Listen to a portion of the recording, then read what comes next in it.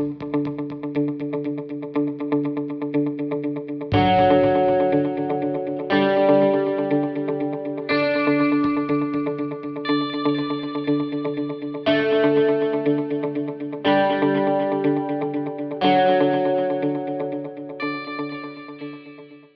welcome to the Push-Pull Sales and Marketing Podcast. I'm Marcello. And I'm Sherry. And each week we'll provide you with sales and marketing strategies that you can implement immediately into your own business. Today we're going to be talking about selling yourself. How to sell yourself without annoying other people, your friends and family and people at the grocery store. And staying true to who you are and how all of that can kind of allow opportunities to come to you rather than always having to be on the hunt. So whether you are an entrepreneur, whether you're in sales or marketing, or you have any other career, you really need to be able to sell yourself. You need to be able to come across as professional. People need to understand who you are, what you do best, and what you can offer them. One thing that comes to mind and why it is so important to sell yourself, if you think about great artists and stuff like that, a lot of them, they don't make any money on their paintings or anything like that until they pass away, until someone else actually sells them. So like, for example, Van Gogh, a lot of people don't know this, but he only sold one painting in his entire lifetime. He's mostly referred to as one of the pretty much one of the greatest painters of the last 300 years. So you could be really, really good at what you do, but if you don't sell yourself or no one knows what you're doing, you're not going to be able to maybe climb up that corporate ladder. You're not going to be able to land that client. You're not going to be able to get that job that you're looking for. So, you shouldn't overlook the importance of it, just in terms of just selling yourself.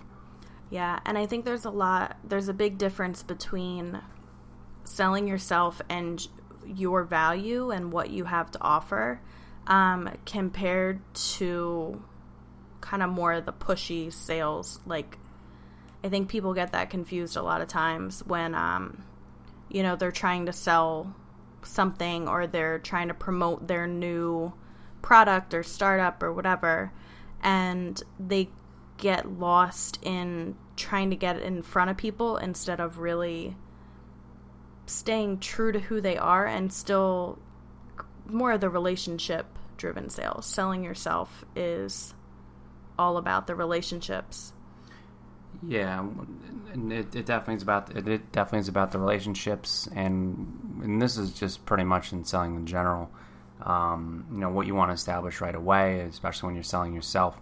You want to be really enthusiastic, which, if it's kind of the flavor of the week for you and you kind of bounce around from thing to thing, people are going to be able to tell if you're being pushed by someone else and you don't really want to sell the product and you don't really see yourself as being an expert in the field in that, you're not going to do as well. So your customers are going to expect for you to be really enthusiastic. They're going to expect for you to be very, very knowledgeable, and they're going to want you to be an expert in whatever you're doing. Same thing if you're looking for a position and stuff like that. You don't want to be just a fit. You just say, hey, I am the best fit for this because I know Excel, I know PowerPoint, I know Adobe Photoshop better than anyone else, and I'm really, really good at creating unique pictures or whatever you're trying to do. You have to be really, really enthusiastic about that.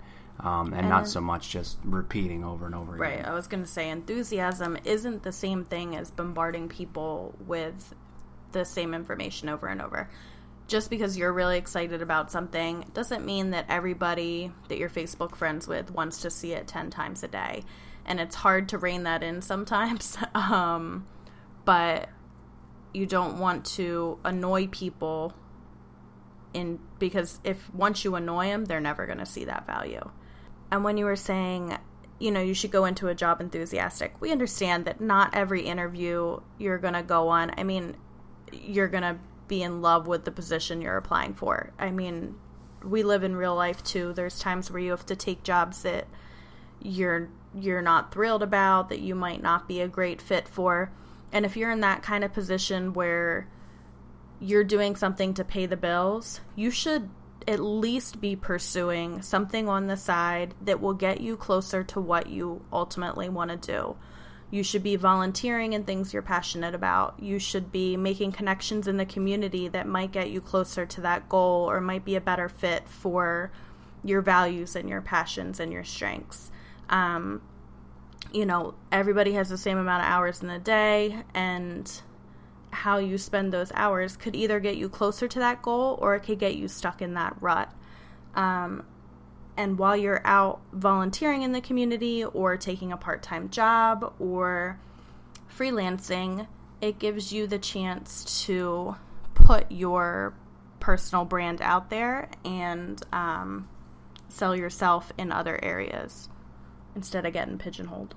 Absolutely. And what we're going to do today, we're going to give you some just basic tips and some real world applications. So again, some areas where you can certainly benefit from that, and everyone pretty much has to sell themselves at some point.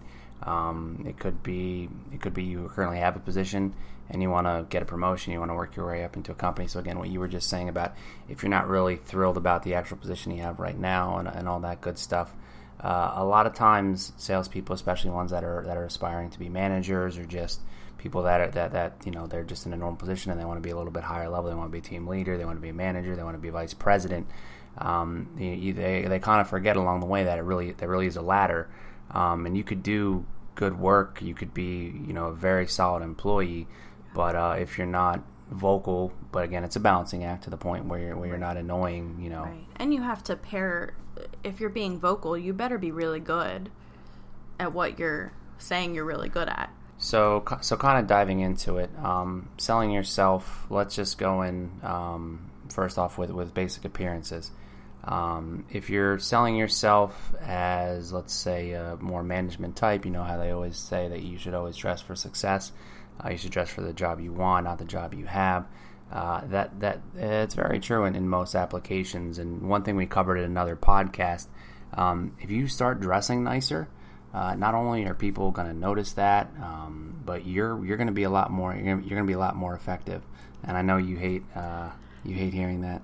Well, I was just smirking because I have pretty much lived in sweatpants my entire life. I was a gymnast and always wore sweatpants up through high school. As a collegiate athlete, you lived in sweatpants, and two of the things that I really wanted to pursue, I always knew that I wanted to be a mom, which means sweatpants, yoga pants, and I have always had an interest in writing, which also means that I get to write at my computer in sweatpants as well. But when you're at conferences, do you wear sweatpants? Of course. If I have to be seen in public where I'm have to put on a more. You should give a next presentation in sweatpants. Well, maybe it's tempting. I always try to find the comfiest pair of dress pants that I can find, but I think they have like pajama suits too, I am the target market for pajama jeans. Like everyone else is like, that looks so dumb. Who would buy pajama jeans? Me. Absolutely. Sherry Medini would. But we're kind of getting a little bit off topic here. But again, you do want to dress the part. Anything client facing is very important, but also just think about on the weekends when you're out and about, you have no idea who you're going to bump into. I mean, there have been times where I've been at the mall, and I'll throw my nephew under the bus here. He wanted to get a Zelda or a Mario shirt or something like that, and I had to go to one of those like Spencer's, one of those like Hot Topic type shirts. And I walked out, and one of my larger clients had saw me in the mall, like coming out of that store. Coming out of Hot Topic. Yeah. Especially, I mean, I would really recommend getting involved in your community. Participating in community activities and events, and your church and library, and whatever you can around. Just get your name out there. And when you're doing those kind of things, anywhere I go with the kids, I run into someone I know, either from coaching gymnastics or our kids did something together at some point, or we met at a playground or at a mommy group or library story time. I'm always running into somebody. So making sure that I'm always on my best behavior too. There's times where the boys might be melting down or I'm getting really frustrated, and it's always those times where like you round the corner and there's someone there that, could potentially offer you a job. And if you're yelling at your kids, they're not really going to see you in a professional light. So a basic tip is to look the part, but also be prepared and just know where you are in public. Be professional. Carry yourself well. Of course, dressing well and taking care of yourself kind of goes into those kind of things. But how you carry yourself is noticed by everybody you come across. And it becomes even more important now that so much of your life is online as well. What you're saying in person matters, what you're saying online matters. And it doesn't mean that you need to be so cautious that you don't have a personality anymore. Not saying anything online in this day and age is kind of like turning into a hermit and never leaving your house.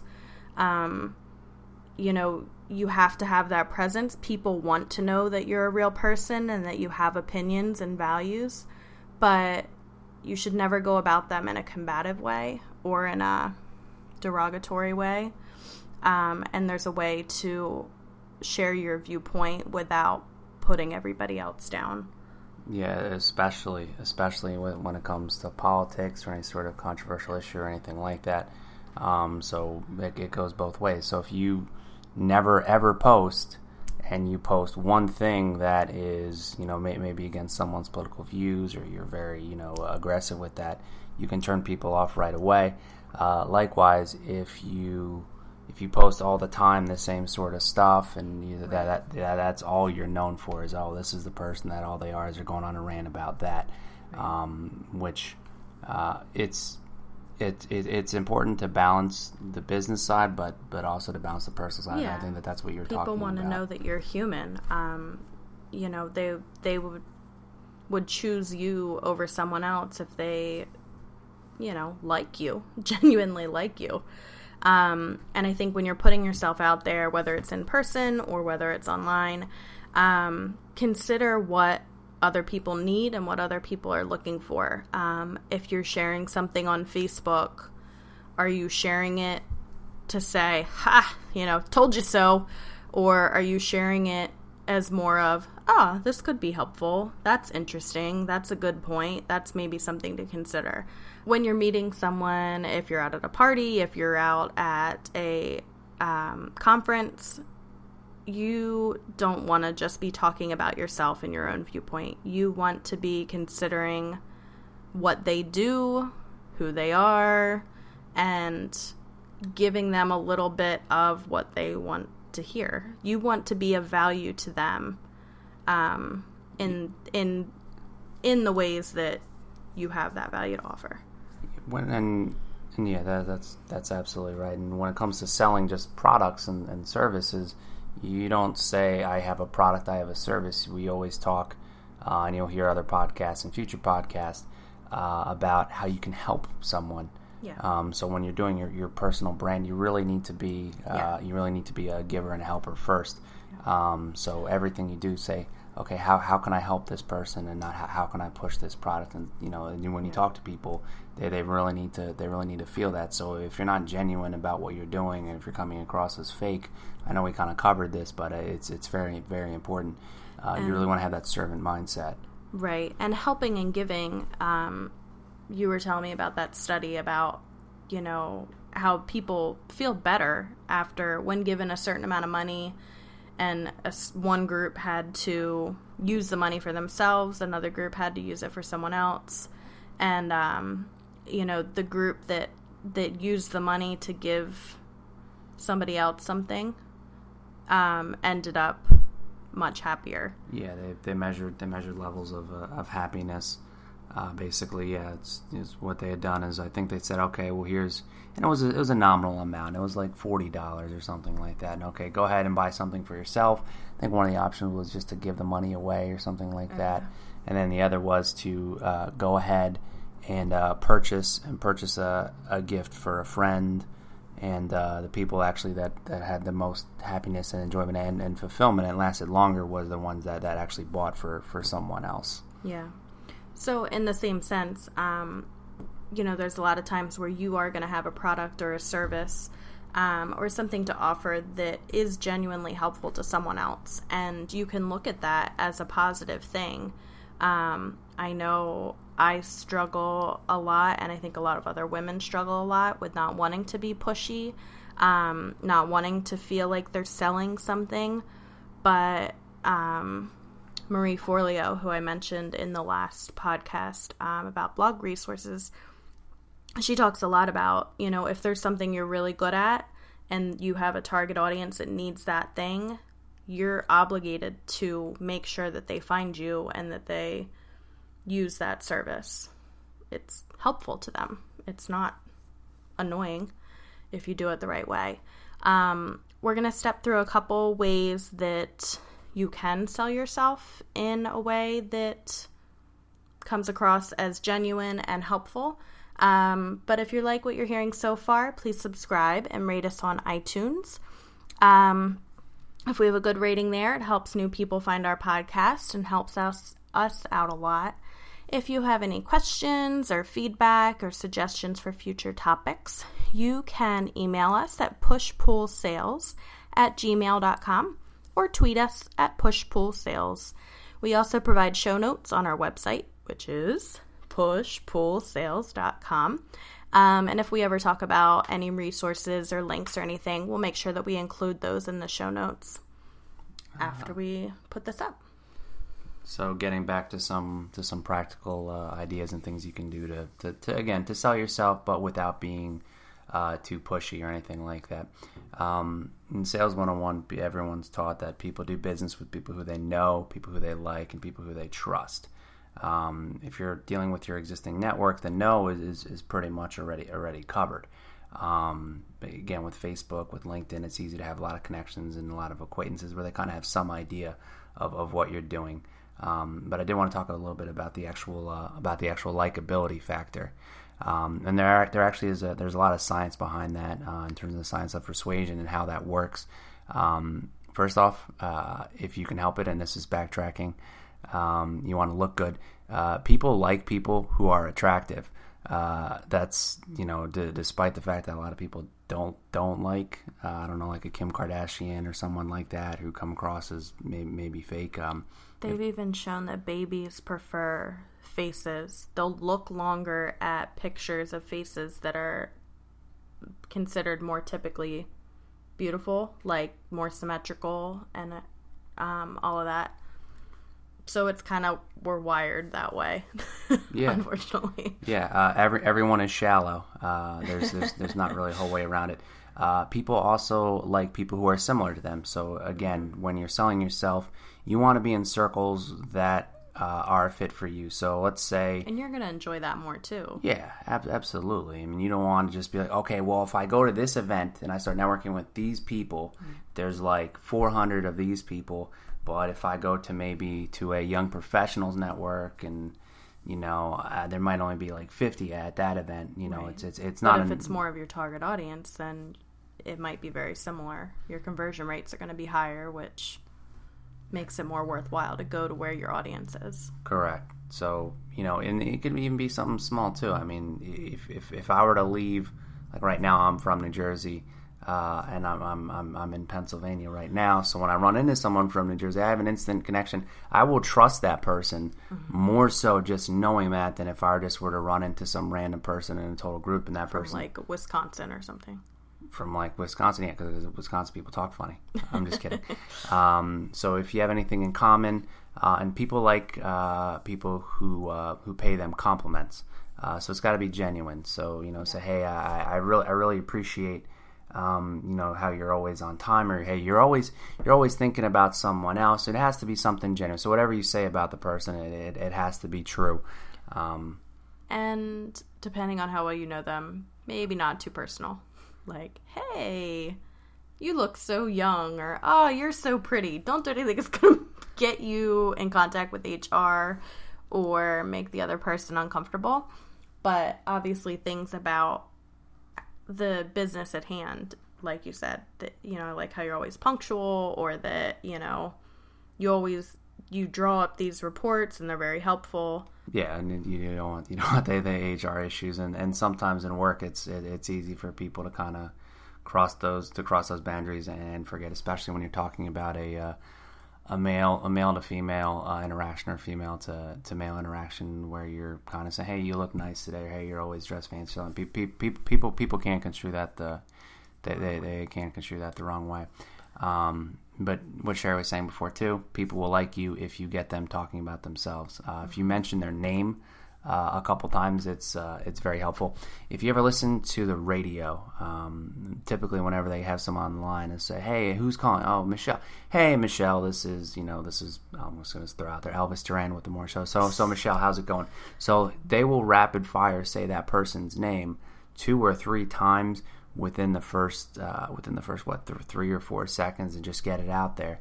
People like hearing their names.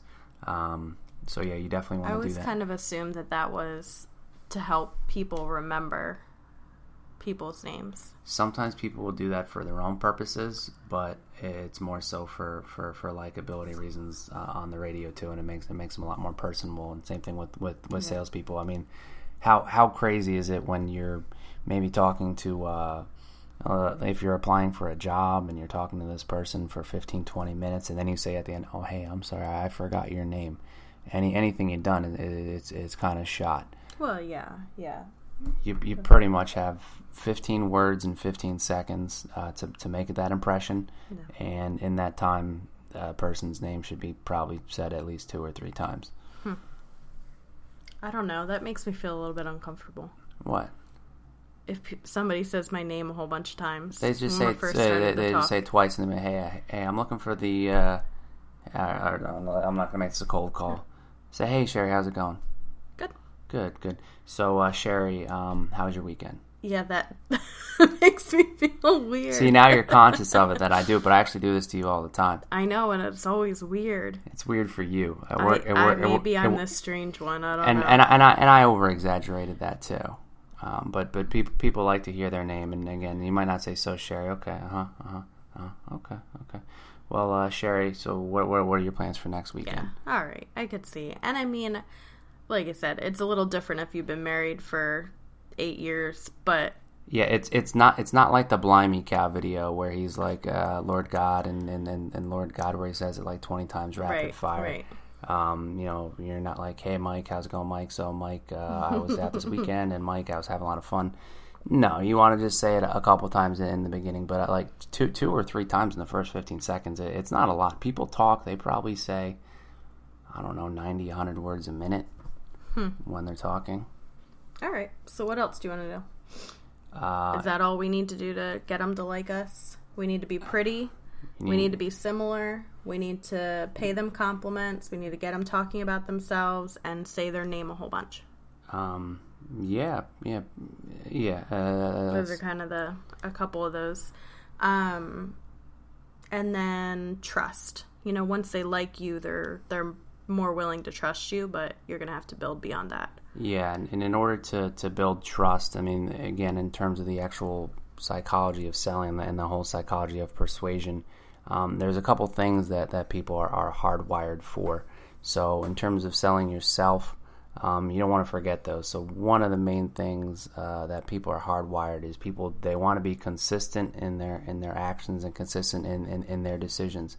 So if a person is always willing to help people, and they themselves identify as that, you're not gonna trick them, so to speak, and you might say, hey, I know you're someone who always gives someone the benefit of the doubt. You always give someone a fair shot, and hey, I'm reaching out here because I want to talk to you about how we can help you out, or I want to talk to you about that new position that you have open.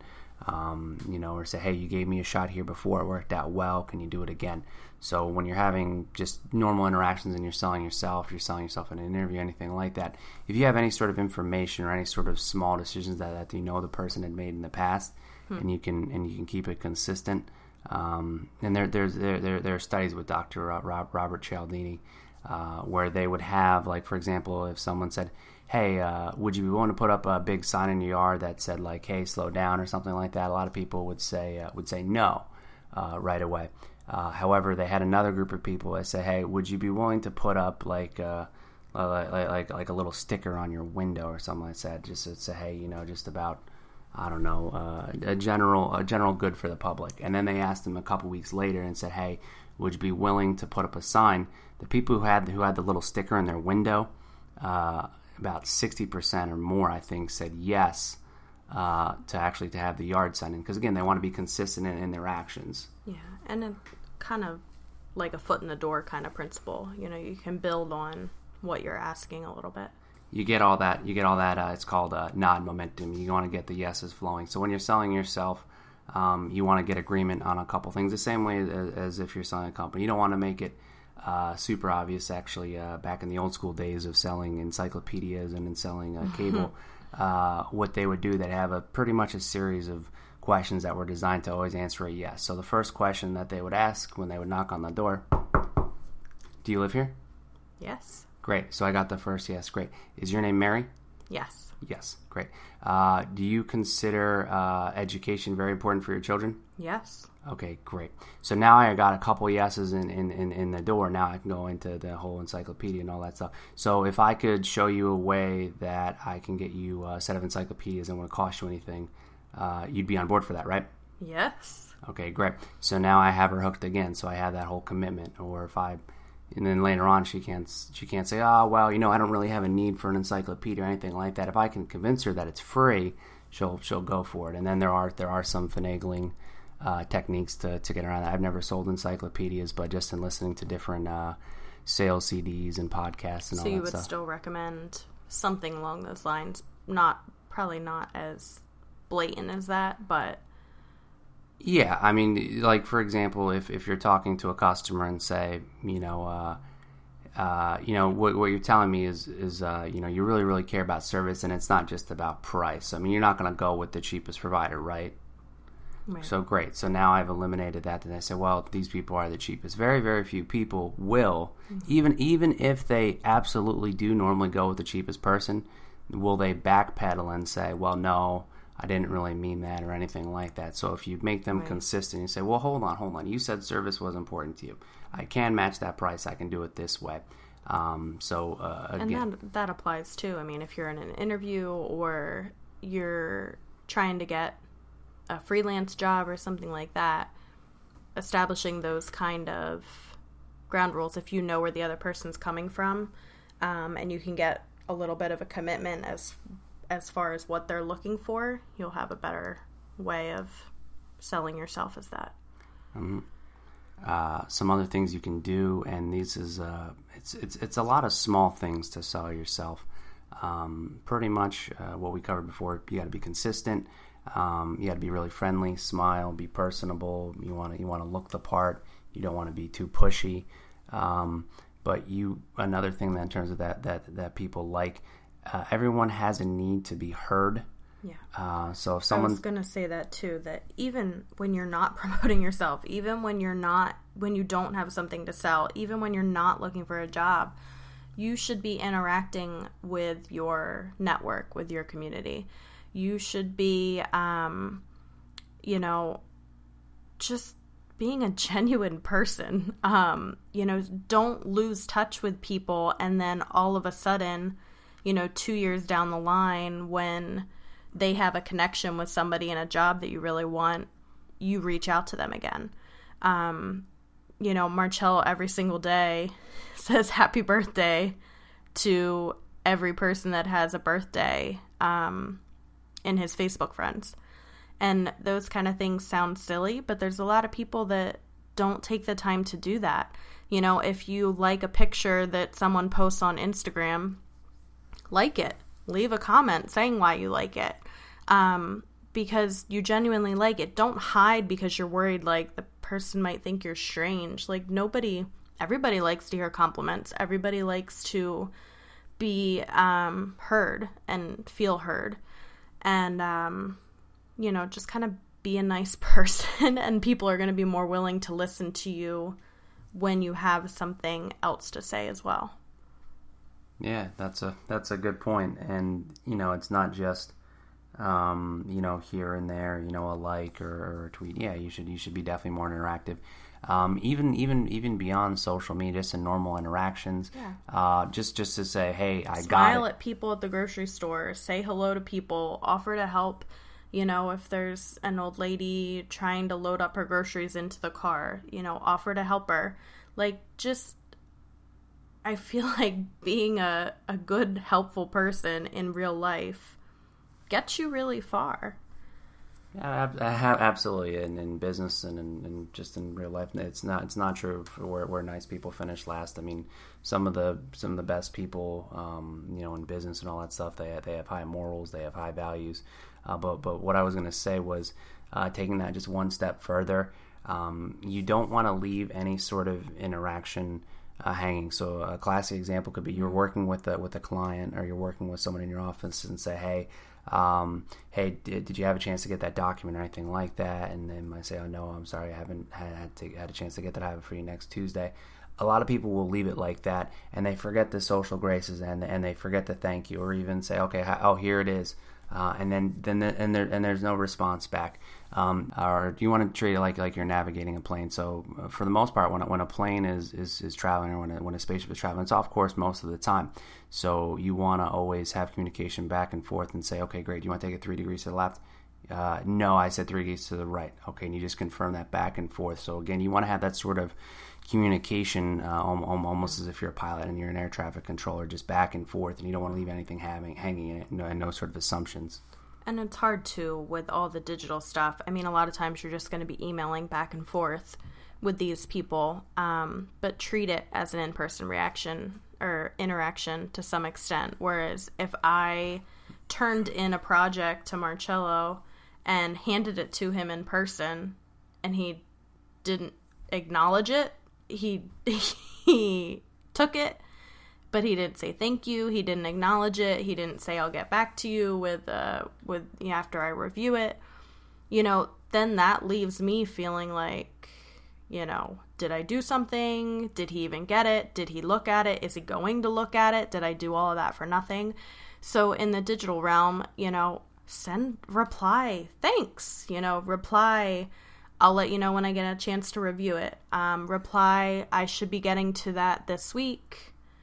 Remind me if I don't get back to you within 5 days. Keep that clear, and that's going to build that trust, and people are going to like you more if they know what to expect from you. Yeah, that was a feedback we got from our customers too. It's something we actually initiated in our company.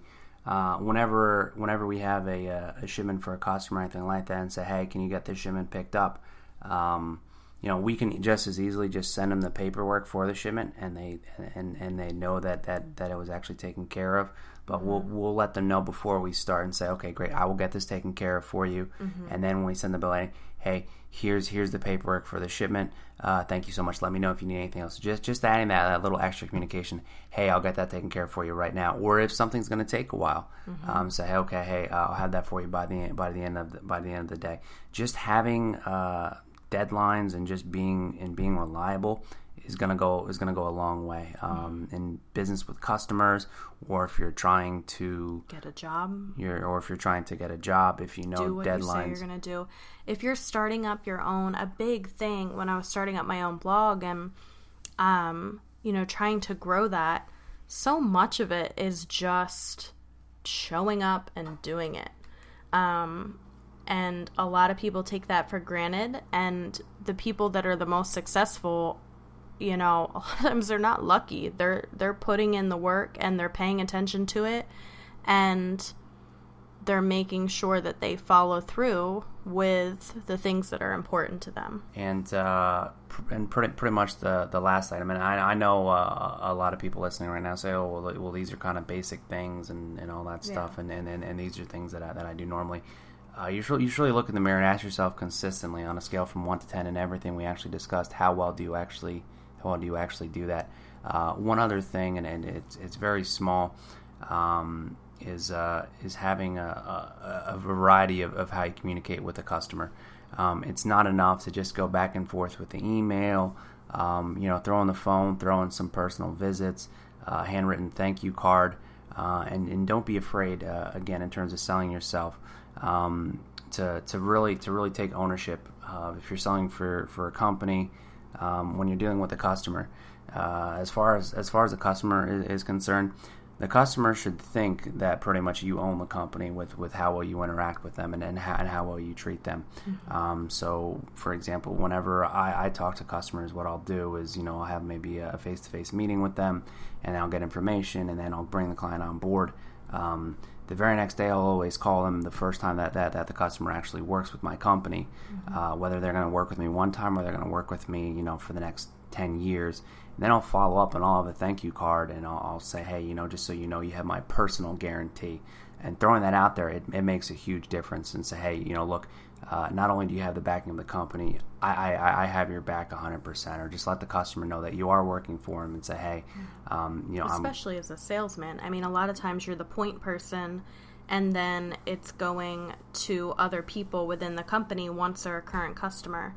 But being able to keep that contact, I could see going a long way. Yeah, and again, you definitely want to switch it up. So pretty much to recap, when it comes to selling yourself, you're going to need to do it in a variety of reasons. Whether you're trying to get a job, whether you're trying to move up in your company and in your career, you're going to have to be a little bit more vocal, and you're going to have to get yourself out there.